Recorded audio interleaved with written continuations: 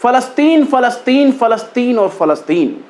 आज फलस्तीन के एक बड़े हिस्से पर मगरबी ममालिक के जरिए इजराइल ने कब्जा कर रखा है। बीते साल अक्टूबर से ही हमास को मारने के नाम पर फलस्तीनियों का कत्लेआम कर रहा है। इंटरनेशनल कोर्ट ऑफ जस्टिस के जरिए नेतन्याहू और उनके पलटन के खिलाफ अरेस्ट वारंट भी जारी है, पर इजराइल का मकसद तो फलस्तीन पर ही कब्जा जमाना है।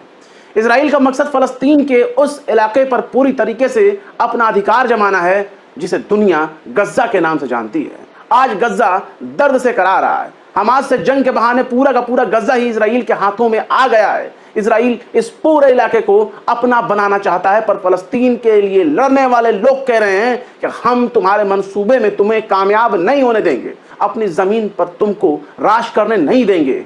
ऐसे वक्त में फलस्तीनियों का अगर सबसे बड़ा कोई हमदर्द बनकर सामने आया है तो उसका नाम है चीन।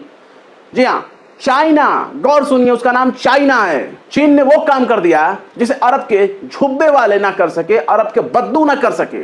चीन ने उस काम को अंजाम तक पहुंचा दिया जिस काम को करने से पहले झुब्बे वालों को वाशिंगटन और तेल अवीव की तरफ झांकना पड़ता है। चीन ने बरसों पुराने उन दुश्मनों को एक कर दिया जो चाहते हैं कि फलस्तीन की आजादी हो, जो चाहते हैं कि फलस्तीन का हक उन्हें मिले, जो चाहते हैं कि फलस्तीनियों की खुद मुख्तारी हो। पर उनके रास्ते अलग हैं, लेकिन मंजिल तो एक ही है। चीन ने हमास और फतह ग्रुप को एक कर दिया। इस नजारे को देखकर पूरी दुनिया हैरान है, परेशान है। अरब के झुब्बे वाले वाशिंगटन और तेल अवीव में बैठे अपने आकाओं से कह रहे होंगे कि हे हुजूर, इनको अलग करिए, इनको अलग रहना ही बेहद जरूरी है। हमारी बादशाहत कैसे कायम रहेगी? अगर ये एक हो गए तो गज्जा पर हमारी मौज कब शुरू होगी? हमारा कारोबार कब शुरू होगा? अगर गज्जा पर इजराइल वाले आका की हुकूमत नहीं रहेगी तो तेल कैसे मिलेगा? जमीन का सोना कैसे मिलेगा? समंदर की ठंडी हवाएं कैसे मिलेंगी? हमारे बच्चों को आलीशान जिंदगी कैसे मैसर होगी? दरअसल हमास और फतह ग्रुप ने गजा को बचाने के लिए चीन की राजधानी बीजिंग में एक ट्रीटी साइन कर ली है। इसे एकता समझौता कहा जा रहा है, इसे कौमी एकता कहा जा रहा है, इसे नेशनल यूनिटी एग्रीमेंट का नाम दिया गया है। इजराइल और उसके आकाओं के मंसूबे पर पानी फेरने वाले इस समझौते ने सबसे ज्यादा अरब के झुब्बे वालों को परेशान कर रखा है, क्योंकि उनकी मंशा को चीन ने नाकाम कर दिया। अरब के कई देश अपनी अपनी फौज तैयार करके गजा पर कंट्रोल करना चाहते थे, जिसमें इजराइल का सबसे ज्यादा फायदा होने वाला था। गजा की जंग खत्म होने के बाद फलस्तीनी संगठन हमास की हुकूमत को दोबारा से किसी भी कीमत पर आबाद होने से रोकना ही इजराइल का मकसद था। यानी गजा पर फलस्तीनियों की अपनी हुकूमत को बचाए रखने के लिए यह जरूरी है कि इजराइल पर्दे के पीछे अरबों के जरिए अपने पूरे मंसूबे को अंजाम दे। पर इस मंसूबे पर हमास और फतेह ने पानी फेर दिया। इसमें सबसे अहम किरदार अगर किसी ने अदा किया है तो वह है चीन का।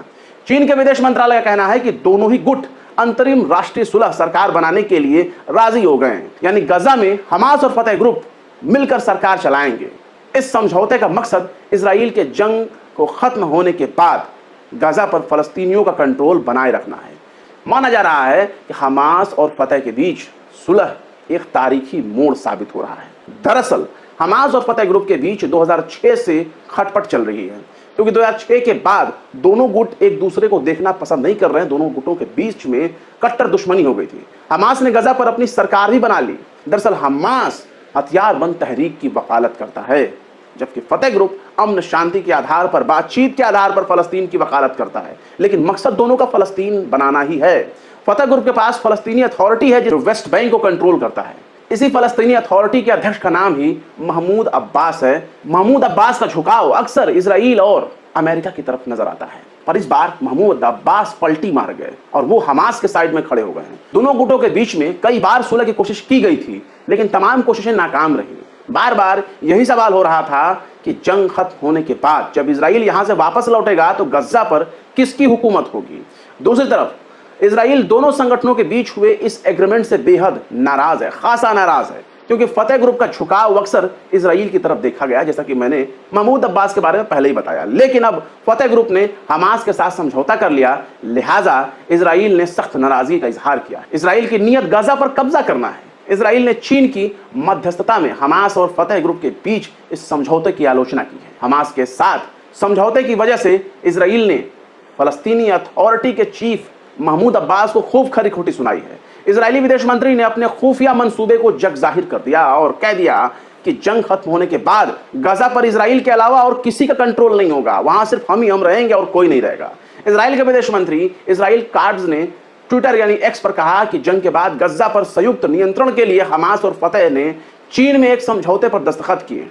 वो कहते हैं कि आतंकवाद को खारिज करने के बजाय महमूद अब्बास कातिल और बलात्कारी हमास को गले लगा रहे हैं, जिससे उनका असली चेहरा सबके सामने आ चुका है। हालांकि चेहरा तो इजराइल का सामने आ चुका है। इजराइल काट्स ने लिखा कि हकीकत में ऐसा नहीं होगा, क्योंकि हमास की हुकूमत को कुचल दिया जाएगा और अब्बास दूर से गजा पर नजर रखेगा। इजराइल की सुरक्षा पूरी तरह से इजराइल के हाथों में रहेगी। वहीं अगर चीन की बात की जाए तो चीन ने दुनिया के कई देशों को मुंह चढ़ाते हुए फलस्तीनी संगठनों को एक कर दिया। हालांकि चीन ने अप्रैल में ही फतेह और हमास के बीच सुलह की कोशिशों को तेज कर दिया था।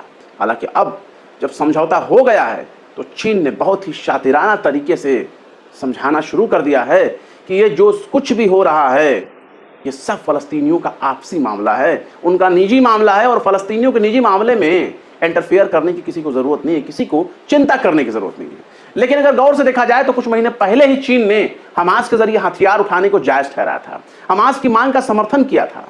गजा की जंग में चीन ने कहा था कि अगर किसी की जमीन पर अवैध कब्जा होगा तो वो हथियार जरूर उठाएगा। और फलस्तीनी हथियार उठाकर कुछ गलत नहीं कर रहे हैं, क्योंकि फलस्तीनियों की जमीन पर इजराइल ने कब्जा कर रखा है और अगर फलस्तीनी हथियार से मुकाबला कर रहे हैं तो उनका हथियार उठाना बिल्कुल जायज है। चीन ने कहा था कि फलस्तीनियों को इजराइल के खिलाफ हथियारों से जंग लड़ने का पूरा अधिकार है, हथियारों के साथ जंग की क़यादत करने का उनको पूरा अधिकार है, क्योंकि इजराइल ने गजा में हमास के खिलाफ लगातार जंग जारी रखा है। उस वक्त चीनी विदेश मंत्रालय के कानूनी सलाहकार मा शिनमिन ने कहा था कि इजराइल ने वेस्ट बैंक और पूर्वी जेरूसलम में अवैध कब्जा कर रखा है। शिनमिन ने कहा था कि फलस्तीनी लोगों को अपना फैसला खुद ही लेने का पूरा हक है, उन्हें अपने देश के लिए ताकत का इस्तेमाल करने का पूरा हक है। उन्होंने यह भी कहा था कि फलस्तीनियों की ओर से हिंसात्मक कदम आतंकवाद नहीं बल्कि वैध सशस्त्र संघर्ष है। उन्होंने हथियारों के जरिए वही किया जो दूसरे देशों की गुलामी से आज़ादी पाने के लिए दुनिया के कई हिस्सों में होता आया है। मतलब खुद को गुलामी से आज़ाद कराने के लिए हथियार उठाना जायज़ है, पर सवाल है कि फ़लस्तीन की हिमायत तो दुनिया के बहुत से देश करते हैं, झुब्बे वाले भी करते हैं, मुस्लिम नाम वाले भी करते हैं। फिर ये काम करने के लिए सिर्फ चीन ही क्यों सामने आया?